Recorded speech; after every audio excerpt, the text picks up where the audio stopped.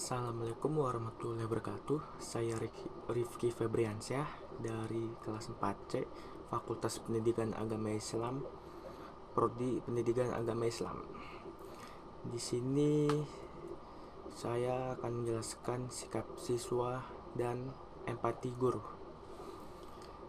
Jadi saya akan langsung menjelaskan saja.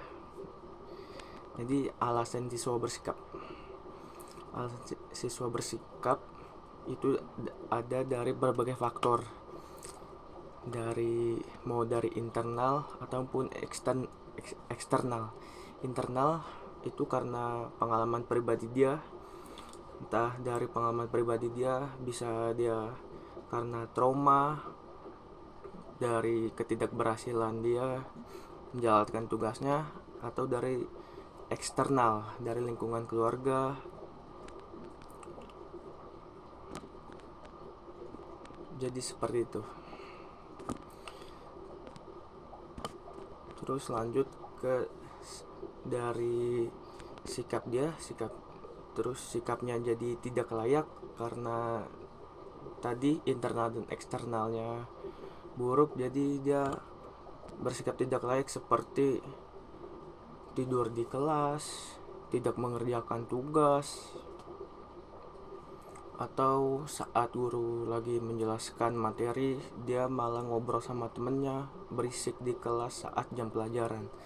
Nah, biasanya murid yang seperti itu tuh dia ada bermasalah di faktor internal atau eksternalnya.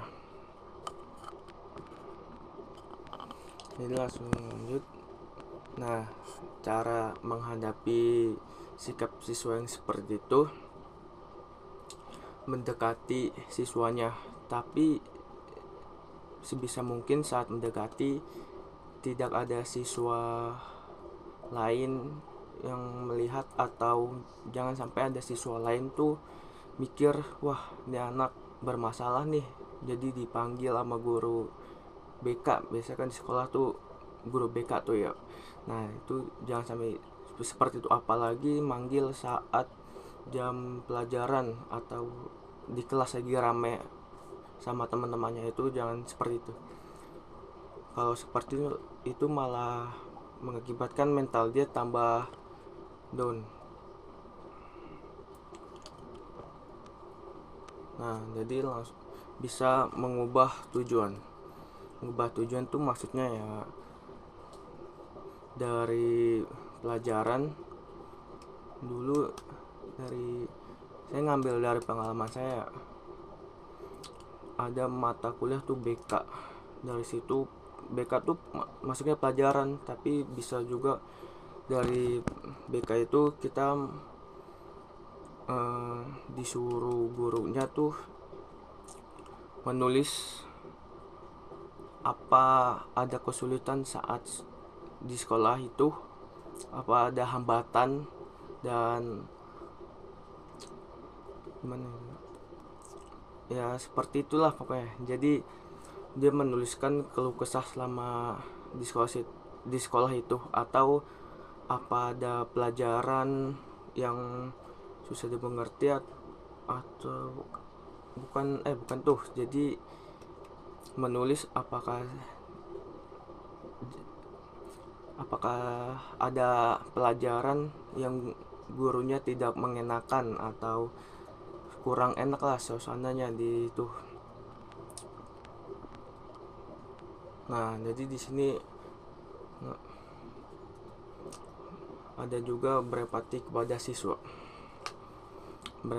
Empati kepada siswa berarti kita berempati kepada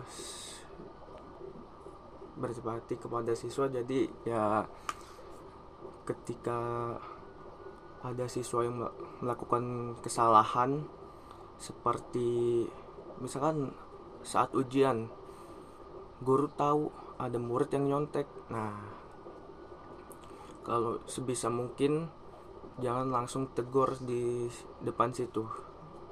Bisa mungkin itu ya, Nah, saat selesai ujian, tahan dia, panggil dia, dan tanyakan dia kenapa dia ini. Dan contoh lainnya seperti tidur di kelas.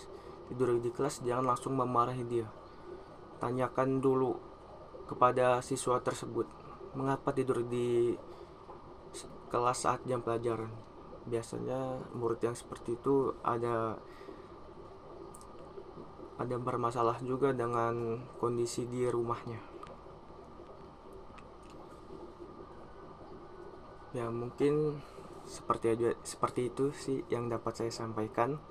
Jadi intinya jangan gampang menilai orang dengan karena dia melakukan kesalahan. Sebab dia melakukan kesalahan tersebut ada juga sebabnya. Ada sebab jadi ada akibat. Oke. Mungkin cukup sekian dari saya. Wassalamualaikum warahmatullahi wabarakatuh.